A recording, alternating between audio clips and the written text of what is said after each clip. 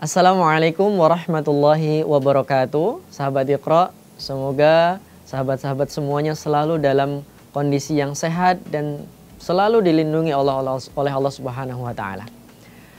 Alhamdulillah, insyaallah kita akan melanjutkan kembali materi kita, yaitu belajar tentang bab makharijul huruf atau tempat keluarnya huruf hijaiyah. Pada kesempatan kali ini kita akan melanjutkan pada titik yang terakhir, yaitu pada bagian lidah. Ya, ada 10 titik. Nah, kita insya Allah akan bahas tentang titik yang terakhir, yaitu ujung lidah bertemu dengan ujung gigi seri yang atas di area sini. Ya, pada titik ini yang keluar huruf hijaiyah, yaitu ada huruf dha, huruf dha, huruf tha. Ada 3 huruf. Kita mulai latihan dari huruf yang pertama dulu. Huruf yang pertama yaitu huruf dha. Ujung lidahnya bertemu dengan ujung gigi seri yang atas. Nah, sahabat-sahabat semuanya, bisa ujung lidahnya itu dikeluarkan sedikit saja. Dha. Dha. Dan untuk huruf dha ini karakternya tebal. Ya, suaranya tebal. Caranya bagaimana? Insya Allah masih ingat ya, yaitu dengan menaikkan pangkal lidahnya. Dan suaranya mengalir, terutama nanti ketika tasydid dan sukun, dia akan lebih dominan suaranya. Dan juga nafas, dari segi nafas, dia tidak keluar nafasnya. Ya.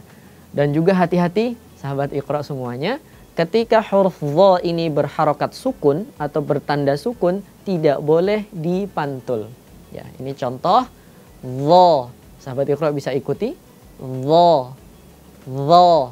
Pengucapannya tidak dengan membulatkan kedua bibir, tapi tetap terbuka. Dha. Dha. Dhi. Dhi. Dhi. Dhu. Dhu. Dhu. Au. Au.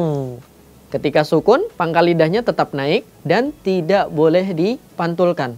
Contoh memantulkan huruf dha, adz, adz, atau pada penggalan ayat ya di surah Al-Mulk ada takadu tamayyazu minal ghaidz.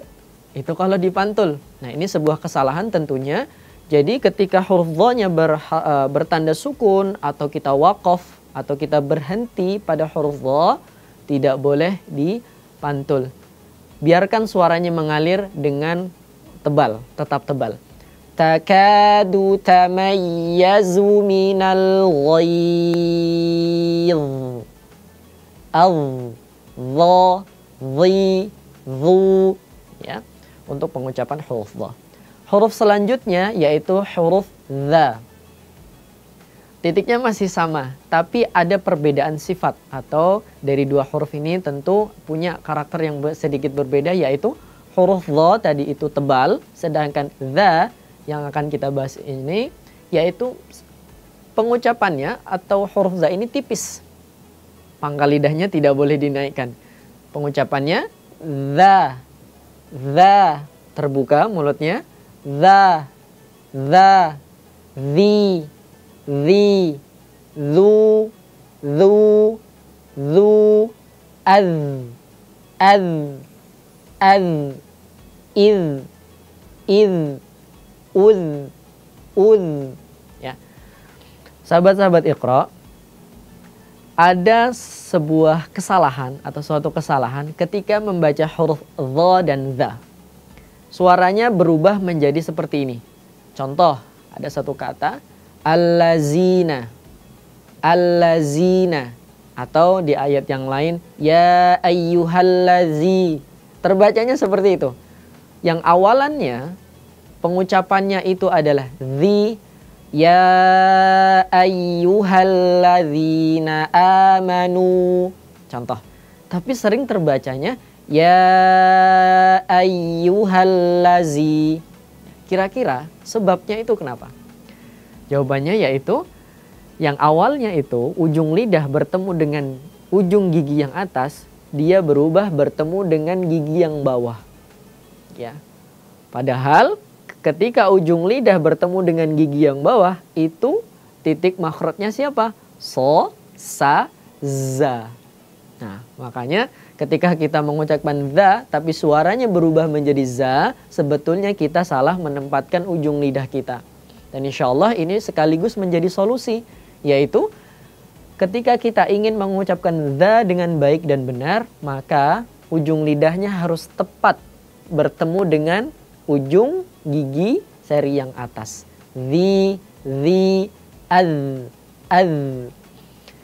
Huruf yang terakhir pada titik ujung lidah bertemu dengan ujung gigi seri yang atas yaitu huruf tha. Pengucapannya tha. Nafasnya keluar. Suaranya juga mengalir dan tha dibaca tipis. Tha, tha, thi, thu, as. Sahabat Iqra harus berhati-hati supaya apa? Ketika kita mengucapkan huruf tha tidak tertukar dengan huruf sa atau huruf sin. Bismi atau di satu lafadz as-sulusu, ya, bukan dibaca sulusu, nggak boleh, ya. Atau contoh yang lain nanti insyaallah akan kita ketemukan, misalkan bismi atau kebalikannya, ya, tidak boleh dibaca bismi, nggak boleh, tetapi harus dibaca tepat bismi. Ya. Ini sahabat Iqra dimanapun Anda berada, kita sudah menyelesaikan. Pada kesempatan sebelumnya kita sudah membahas area halqi. Insya Allah masih ingat ya sahabat Iqra, ada 3 titik makhraj atau 3 titik tempat yang keluar dari tenggorokan. Nah, kemudian pada area lidah, mulai dari pangkal, tengah, sisi lidah, dan area ujung. Ada ujung sisi lidah, ujung lidah. Insya Allah, alhamdulillah ya, kita sudah menyelesaikan bab tenggorokan dan juga lidah. Apakah sudah selesai sampai sini bab makhraj? Nah, ternyata masih ada 2 bagian lagi. Yang insya Allah yaitu asyafatan atau 2 bibir. Dan yang terakhir nanti al-khayshum. Sahabat-sahabat Iqra dimanapun Anda berada, semoga selalu dalam keadaan yang sehat. Insya Allah kita ketemu lagi pada episode selanjutnya, melanjutkan tentang bab makharijul huruf pada bagian asyafatan, 2 bibir, dan juga al-khayshum, yaitu rongga hidung. Mudah-mudahan kita selalu mendapatkan perlindungan dari Allah Subhanahu wa taala dan juga kita bisa mendapatkan pahala yang sudah dijanjikan oleh Allah Subhanahu wa taala melalui hadis Nabi SAW. Barang siapa yang membaca Al-Qur'an 1 huruf, maka baginya 10 pahala kebaikan. Ya. Amin amin ya rabbal alamin. Bertemu lagi insyaallah dengan saya. Assalamualaikum warahmatullahi wabarakatuh.